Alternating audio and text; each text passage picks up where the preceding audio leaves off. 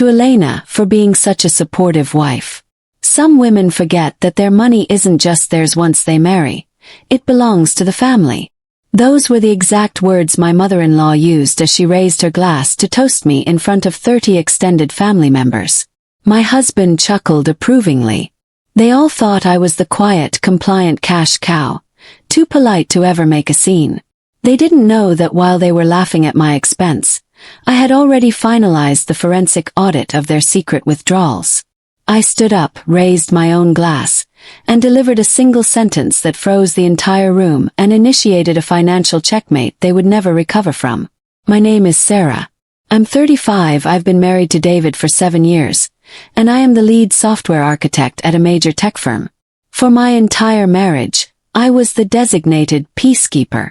I earned roughly 4 times what David did, covered the mortgage, maxed out our investments, and somehow still found myself treated like a walking ATM by his mother, Beatrice.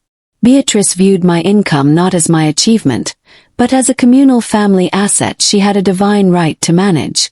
The turning point happened at one of her mandatory Sunday dinners.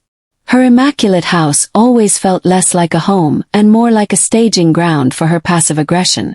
Halfway through the roast, Beatrice looked at me with that sharp, calculating smile. "So, Sarah, with the market fluctuating, are your tech stock options holding up? It must be so anxiety-inducing not knowing if you can maintain your lifestyle." I gave my standard rehearsed answer. I said the company was solid and I was grateful. I didn't mention that my anxiety-inducing paycheck had just paid for the transmission in David's car or the sudden medical emergency she had texted him about the month prior. Beatrice laughed a soft, dismissive sound. She turned to David, patting his hand. "Well, thank goodness her income is there to support the family when things get tight. That's what a modern wife is for." I felt a sudden, profound shift in my chest. I didn't look at Beatrice. I looked directly across the table at David. I lowered my voice to a dead calm and warned him, "If your mother makes one more comment assessing my salary, we are done having polite dinners. I will explain to her in excruciating detail the exact boundaries of my bank accounts." David didn't say a word. He just stared at his plate and took a sip of wine. Beatrice smirked, assuming his silence was her victory. I realized right then that David would never protect me. On the silent drive home, the tension in the car was suffocating. I waited for David to apologize, to say his mother was out of line. Instead, he gripped the steering wheel and muttered, "You didn't have to make the table so tense, Sarah. Not insulting. Not predatory. That was the moment the fog lifted. Beatrice's constant remarks about my generosity, her sudden requests for bridge loans, her jokes about how my career was just lucky timing, it wasn't accidental rudeness. It was a systematic campaign to normalize her access to my money. And David was her silent accomplice. The real betrayal surfaced 3 days later. David casually mentioned, while pouring coffee, that Beatrice was considering buying a condo closer to the city. "She's a little short on the down payment," he said, avoiding my eyes. "She was wondering if we could front her the difference for a few months." I asked for the number. When he finally mumbled the amount, it was the exact equivalent of my annual performance bonus. "And what did you tell her?" I asked, my voice dangerously steady. "I told her we'd discuss it," he replied defensively. But in David's vocabulary, discuss meant, grind Sarah down until she writes the check. That night, while David slept, I opened my laptop and bypassed our joint checking account, diving into the detailed transaction histories. The truth was worse than I thought. It wasn't one massive theft. It was 1,000 tiny bleeds. Unexplained Venmo transfers to Beatrice, recurring subscriptions I didn't recognize, and significant ATM withdrawals categorized lazily as household. He had been slowly siphoning my income to fund her lifestyle, assuming I was too busy working to ever check the ledger. The public execution happened 2 weeks later at Beatrice's 65th birthday brunch, held at a country club my money undoubtedly paid for. I sat there in a neutral dress, sipping sparkling water, watching them perform. During dessert, Beatrice tapped her glass. She stood up, radiating smug satisfaction, and delivered her toast.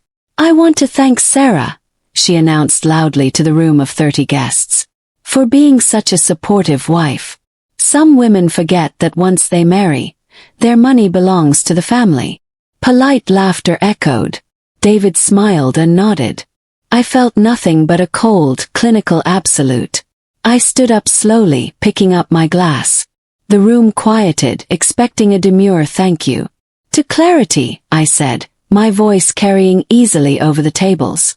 "Because misunderstandings thrive when people assume financial access they were never legally granted."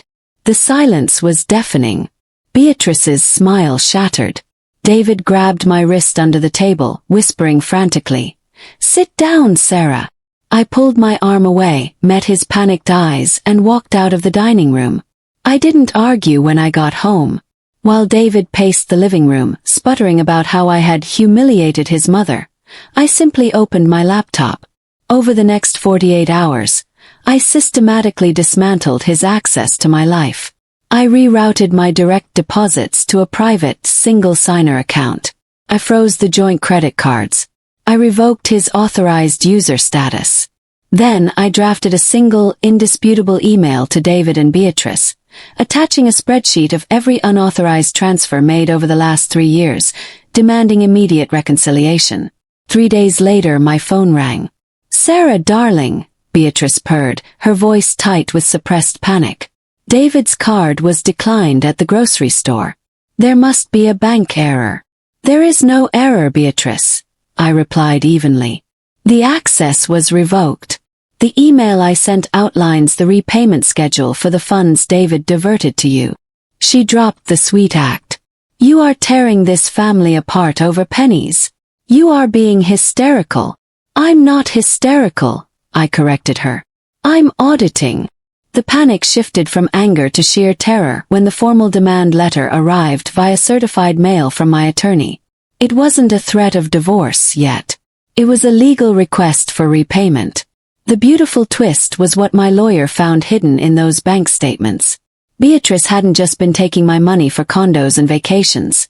She had been using David to quietly funnel cash to avoid reporting a massive tax liability on a separate property she owned. If I sued for the missing funds in open court, her tax fraud would be public record. Suddenly, the proud matriarch had nothing to say. There were no more toasts. There were no more demands. Within 10 days, a wire transfer hit my private account for the exact amount stolen, down to the last cent. She drained her own savings to keep my lawyer quiet. When David finally confronted me in our kitchen, he looked broken. "You could have sent my mother to prison," he whispered. "I gave her a choice," I replied smoothly. "Which is more than you gave me." "Are we going to be okay?" he asked, pleading. I looked at the man who had traded his wife's trust for his mother's approval. "I warned you, David. That first dinner. I warned you." I filed for divorce the next morning.